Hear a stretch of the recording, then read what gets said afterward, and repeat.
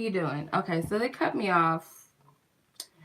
So a point to no return. So I have to start over. So where I was leaving off, or where I left off, was the nurture card, which is like the Empress. So I feel like you guys are, even if you feel like you're at a bad place within yourself and you're healing, you're doing the nurturing and the proper care that spirit asks of you. So that in itself is nurturing. That in itself is being the Empress, even if it's hard, even if it hurts. You're doing what you're supposed to be doing and you're where you are supposed to be. That energy. So let's look at the other card. You gotta reach out. Like I said, I feel like you guys have a hard time with being receptive and receiving, not just with love offers and all of that, but just whatever spirit's trying to give you. You like, this woman looks sad as hell, and yeah, you might be sad. You might be feeling bad or down about certain things in your life. Job not where you want it to be. You're not making the type of money you want to make, or you feel alone, or your partner's acting up, or you haven't heard from this person. Whatever you're sad about, moping around about, even in the midst of that, spirit is holding you up and supporting you. Your spiritual guides are upholding, they're lifting you up and they're guiding you, they're protecting you, and they want you to be receptive because you're an abundant being. You're abundant right now, even in the midst of all of this stuff. Look at that. The Empress, clarifying. The Empress, she came out again. Hey, what's up, Empress? What's up? New vitality, which is the Ace of Wands. So we did have the Ace of Wands in one of the other decks and the spreads that I pulled.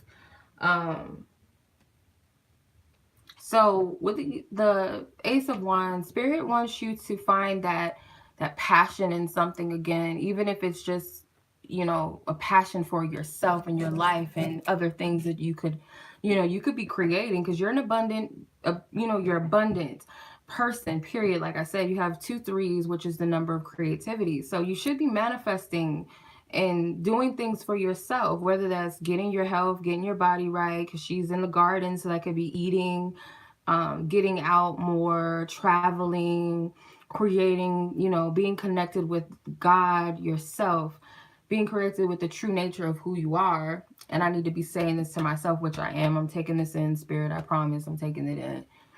With the Ace of Wands, he's creating something. Some of you guys are musical and you could be creating things musically. You could be writing music. You could be recording music. You could be a dancer. You could be a painter. You could be some sort of artist, or you got business ideas or plans that you could be implementing. Whatever this is, you have like an idea of how you want to change your life, period. Get on it now.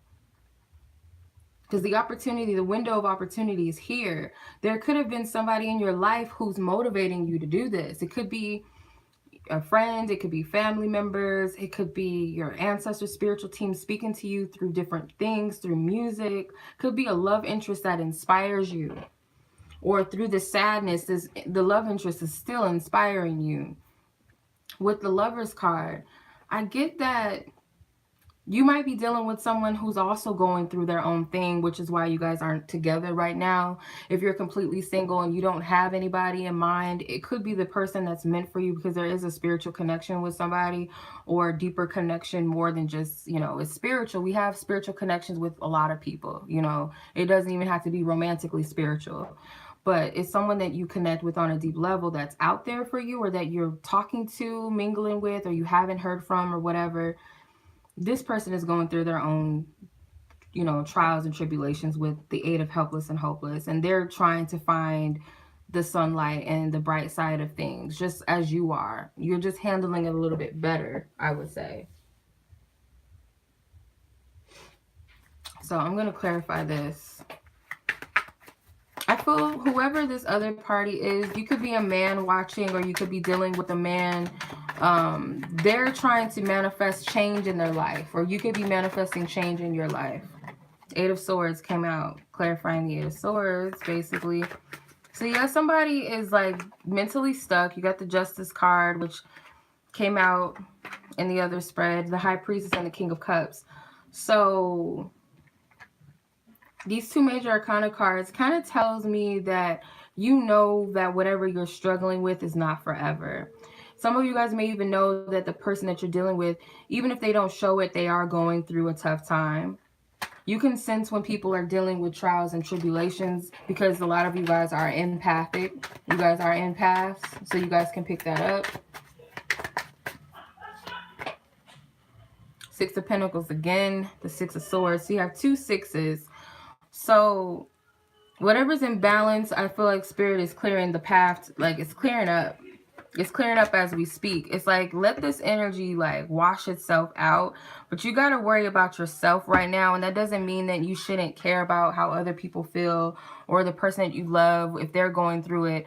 You definitely want to send the love that you have to give. But of course, you got to have that love to give yourself, and you got to be receptive to the love that Spirit is sending to you, because Spirit is sending you love through other people, meaning it could be friends that just want to be there for you or do something nice for you, or you know, your animals want to sit on your lap or play with you, or your kids want to spend time with you, or somebody bought something for you, you know, or someone opens the door for you. That's, you know, being receptive, or Spirit saying, we're here for you, we hear you.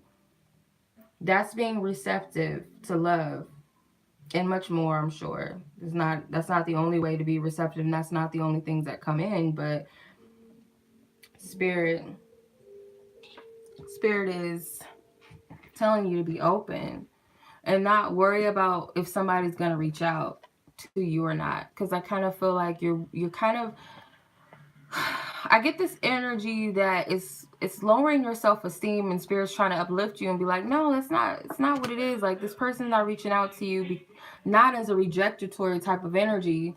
If that is that even a word, rejectatory? Like, what? I don't even know if that's a word. That just came to me, so I don't even know if that's a real word. It's not that they're rejecting you. I feel that this person is not in the space to receive you energetically. It's not the time for this person to reach out to you. It's not the time for you maybe to reach out to somebody else. It just may be. And it also could be like, no friends are there for me. You know, I try to hit my friends up, but they're not responding back to me, or you know, I try to, you know, get advice from my friends or my family, and nobody understands, nobody listens. And in that moment, that's where it's like Spirit wants you to converse with them, because sometimes you got to separate yourself from the world and go within spiritually. So when I say these things, I know Spirit's speaking to me too. So I have to take the messages for myself too. So it's not me like trying to point fingers and preach to people, because I feel like Spirit kind of has a way of sneaking messages in for me by doing readings for other people, because I'm very stubborn and I don't always get the messages. I don't always take heed to them, or it's kind of hard for me to really understand. I have to ground myself to really get it. So what's up, Drita? Um, but yeah, you need to be on open, you know, open up your phone lines for Spirit, your angels and your guides. And when I say that, I don't mean just be open to any spirit guide to come through, because not every spirit is friendly and has the best intentions. So you definitely want to converse with your spiritual team who really lovingly guide you and want to make sure that you're on the direct and right path that the Most High God has for you. So, of course, with that being said, y'all, I think that's about it.